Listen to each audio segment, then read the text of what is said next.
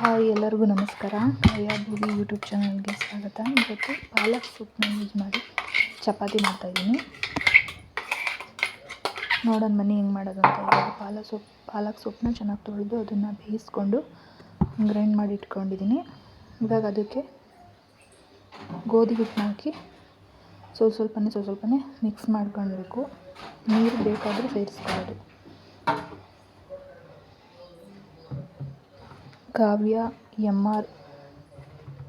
ಕಾವ್ಯ ಭೂವಿ YouTube ಚಾನಲ್ನ subscribe ಮಾಡಿ, like ಮಾಡಿ, ಶೇರ್ ಮಾಡಿ, ಕಮೆಂಟ್ ಮಾಡಿ.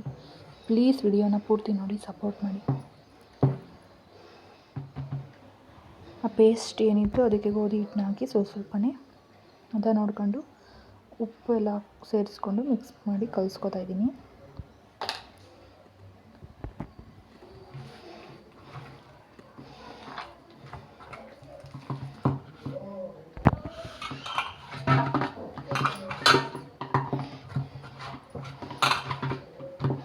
ನೋಡಿ, ಚಪಾತಿ ಹಿಟ್ಟು ಈ ಥರ ರೆಡಿ ಮಾಡಿ ಇಟ್ಕೊಂಡಿದ್ದೀನಿ.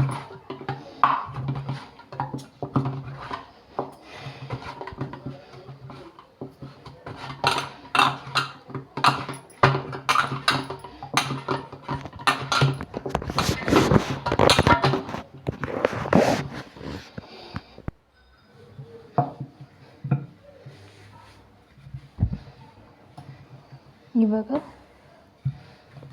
ಚಪಾತಿನ ಸಣ್ಣ ಉಂಡೆ ಮಾಡಿ ಇಟ್ಕೊಂಡು ಇವಾಗ ಚಪಾತಿನ ಮಸೀತಾ ಇದ್ದೀನಿ.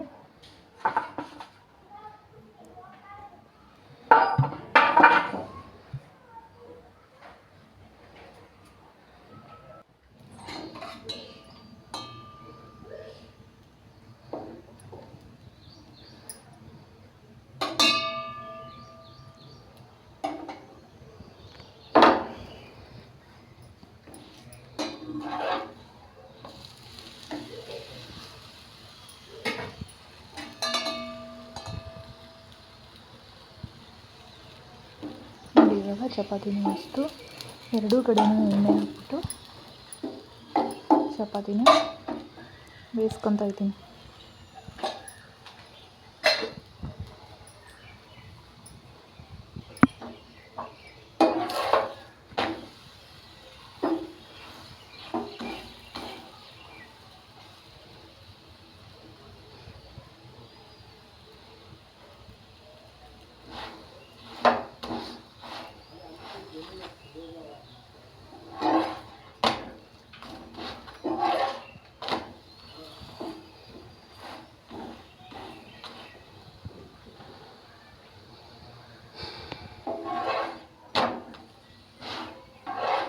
ನೋಡಿ, ಇವಾಗ ಚಪಾತಿನ ಬೇಯಿಸ್ಕೊಂಡು ಚಪಾತಿ ಇವಾಗ ರೆಡಿಯಾಗಿದೆ.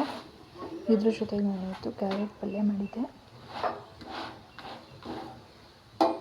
ಪಾಲಕ್ ಸೊಪ್ಪು ಐರನ್ ಕಂಟೆಂಟ್ ಇರೋವಂಥದ್ದು, ತುಂಬ ಒಳ್ಳೆಯದು.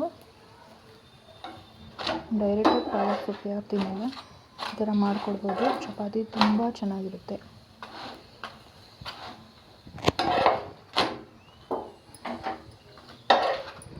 ಕ್ಯಾರೆಟ್ ಪಲ್ಯದ ಜೊತೆಗೆ ಪಾಲಕ್ ಸೊಪ್ಪು ಹಾಕಿ ಮಾಡಿರೋವಂಥ ಚಪಾತಿ ಇವತ್ತಿನ ಬ್ರೇಕ್ಫಾಸ್ಟು ನಮ್ಮ ಮನೇಲಿ ತುಂಬ ಚೆನ್ನಾಗಿತ್ತು. ನೀವೇ ಮಾಡ್ಕೊಳ್ಳಿ. Thank you.